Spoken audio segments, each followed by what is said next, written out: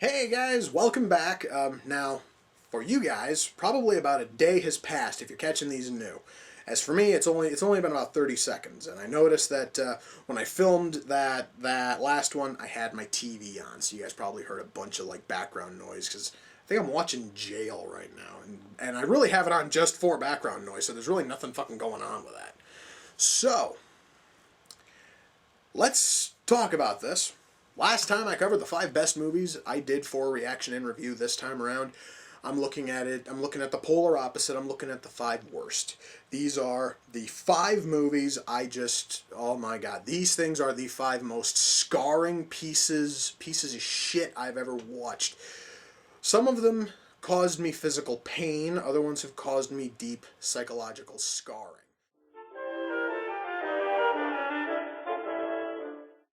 Alright, we're going to kick things off with number 5. Number 5 was my big special. It was episode 50. And I'm going to tell you guys, episode 50, it really was a movie that I didn't really want to do, but I was kind of roped into it, and I did it anyway because somebody bought it off of the wish list. The movie was The Room. Oh boy. A lot of people told me that the film was almost laughably bad, and after watching it, I just went, no, the movie's just bad. Because I happen to know about laughably bad, and that thing's just shit. The movie has some of the worst writing I have ever seen. It has absolutely no character depth. It has some of the unsexiest sex scenes I have ever seen. Partially because our writer slash director slash star thinks that sex is basically humping the woman's belly, fucking like belly button, and that apparently is supposed to be sexy. It's just there were tons of problems, and I'm still trying to figure out why in the hell almost every scene, which is just like exposition, involved people throwing around a football. I have yet to understand why in the fuck that was happening. The movie sucked so badly, and the saddest part is I actually took it down to a local shop here in Green Bay, and they gave me $2 for it. It's still sitting on the shelf as of today, and they're still trying to get $6 for it. I feel really sorry about sending them that one, but then again, I also sent them 2 other ones which made it onto this list, and one of them is still there. So, that actually is one thing, and that one they also are trying to sell for, $6, but I'm going to talk about that one a little later. Number 4. Number 4 is a movie that I didn't know what in the fuck to actually think. I really had no idea when I started, and when I was done, I still had no fucking clue. The movie was Slaughtered Vomit Dolls. Now, I have a funny story about that. Similar to how David, as well as other people who worked on My Bloody Wedding, were actually writing into me and actually telling me about a few things, and he actually offered to send me this.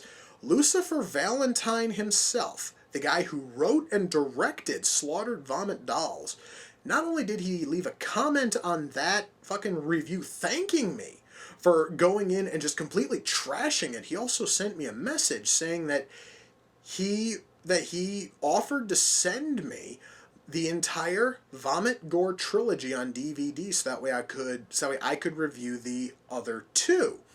And I thanked him for the offer, and I said sure, and I sent him my my address, and I never got the box set. So there's very little chance you guys will ever see of me doing the other 2, because if I would ever review them, I would rather say that Lucifer Valentine actually sent me the copies I was covering.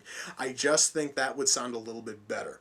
So, hey man, just in case actually you're watching this, I actually am still waiting on that, box set, man. Otherwise, though, the movie, oh dear God, the movie. First of all, there was no fucking plot. There really was no character. There really was no character depth. It had music that really sucked, and it basically played like a 90-minute version of a Nine Inch Nails video. Which, it really hurts to say that because that actually is a huge insult towards Nine Inch Nails, because at least their videos are good. But then again, they are good because they're short, and Slaughtered Vomit Dolls couldn't pull off that. So, yeah, I really had no other option. This thing had to be at number 4. Number 3, for the longest time, was actually ranked as, I publicly ranked it as the worst movie I had ever seen in the series. And for the longest time, it was the worst I had seen. Worst movie. I do have to stress that, so you guys probably know what's coming up. The movie in question was The Doom Generation. Oh, fun. First of all, this movie is one of those ones where I basically had to say that it looked nice. Because it actually had good lighting and it had good camera and the sound actually wasn't too bad. The problems were the soundtrack, the story, the writing, the pacing, the depth and the symbolism. And mind you, I actually am doing those with quotes because there is no depth and there is no symbolism. It actually is just some fuckhead who thinks he is being deep by putting really blatant messages on posters and tacking them onto the background and making every single purchase our main characters make total to $6.66. That is in no way depth, and that just seems to make the film hurt just a little bit more. Frankly, the person who sent me that one has begged me. And that one was sent in by a friend of mine. He has begged me to go and put some of his other films on the wish list, and I keep telling him, fuck off. I am not wasting time with him. Which is really sad because, I am willing to do the other 2 films from Lucifer Valentine if he sends them. I'm willing to do Suburban Nights, so I'm willing to give Doug fucking Walker a second chance. And I'm going to be covering Dune at some point, so I'm actually willing to give Lynch another chance. But this guy, no, fuck him. I'm not giving him a second chance.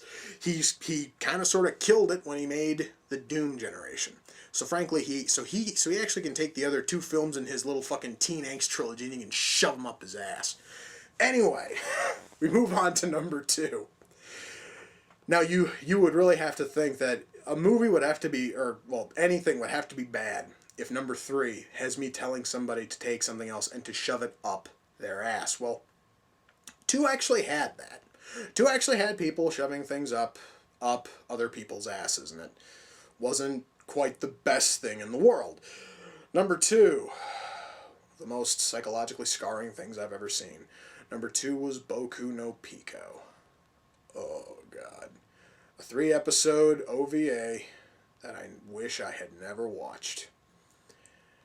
Because really, I just have to sum it up by saying it's underage animated yaoi porn, and I don't have to say anything else. It's animated kiddie porn, and apparently people are getting off to that all over the world. And that makes me want to just retch. It makes me want to retch, and it makes me want to cry, and what really makes me want to cry even more is the fact that I sat down and I watched the fucking things, and because of how the series is built, I couldn't fucking just stop after the first one, and I couldn't quit after the second. I forced myself to watch all 3 of them, and I hated every goddamn second of it. Now, there is a similar series out there which people have told me to go out and watch. I will not. I don't even fucking remember the name of it. I am not watching it because I know it's more of the same.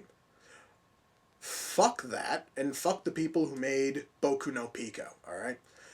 I am not touching anything else yaoi related because this thing kind of killed it for that. So yeah, not touching it. Thankfully, I'm really happy I never have to watch Boku no Pico again because, god damn it, it was horrible enough the first time around. Now we get to number 1. What could possibly be the worst movie I covered last year? Well, it's the only movie where I was physically angered. You could actually tell. I was almost yelling and screaming into the camera because of all the problems this film cropped up. With all of its god-awful dialogue and all of its questionable plot choices and the kid on the beach wanting a fucking Happy Meal. I'm talking about Birdemic, Shock and Terror. The second to last movie I covered last year. This one barely made the cutoff point. And, my God, this movie, it literally had everything horrible going for it. It had horrific special effects. It had the most wooden, lifeless acting I have ever seen. It had, oh god, it had writing that would fucking rival the worst writing from a second grade student. It tried to be this horrible mesh of the birds and an inconvenient truth, and it fails to be as entertaining as either of those. It's really sad when your film is not able to live up to the very low entertainment standards of An Inconvenient Truth, but this thing pulled it off. It had a very ham-handed message, which it just insisted on bludgeoning people with. It had dialogue that was just absolutely horrible. It had characters who apparently were one thing, but then were totally another, such as our anti-war, anti-killing soldier who keeps an armory in his minivan. Then there's the kids. Those fucking kids. I should mention, I am not a big fan of children, and even though I've joked about wanting to have a low voltage taser and just zap the more irritating ones in public, the kids in that movie are the first time ever I said I wanted to just take a kid and just punch him right in the fucking face. Just punch him really hard a couple of times. That has never happened before, and it'll probably never happen again. That movie is just, I actually felt like I died a little bit inside when I finished watching it, which not even Boku no Pico was able to fucking do. I mean, okay, yeah, that one there, I actually felt a little bit, I felt a hell of a lot traumatized after watching fucking Boku no Pico, but I didn't feel like I died inside. And Birdemic made me wish for the sweet, sweet release of death. But yeah, I'm still here, and the year is young. I don't think anything will ever be as bad as fucking Birdemic. I think that if people were to send me Birdemic 2 when that thing comes out, because, yeah, for whatever fucking reason they are making a sequel. Not only are they making a sequel, but it's going to be in 3D. Yeah, not fun. And there's probably going to come a day when I'm going to have to cover that fucking thing. At which point, I'm probably going to go down to California. I'm going to find that fucking director. And I'm going to tie him up in my fucking basement and torture him for 6 months before finally shooting him in the goddamn head if that sequel is nearly as bad as the first one. Because there is absolutely no excuse for a human being to make a movie that is that absolutely ungodly bad. Oh boy. Well, guys, that's it. That is the bottom 5 movies from Reaction and Review from 2011. And who knows, perhaps maybe this time next year I will do a top 5 and a bottom 5 for the movies I'm going to be covering this year. Right now, though, I've only fucking covered a couple, and so far it's really not looking good for me. But hey, anyway, with that, folks, we come to the close of my pathetic attempt at a couple of countdown videos. Until next time, ladies and gentlemen, take care, and I will see you all in the near future. Peace.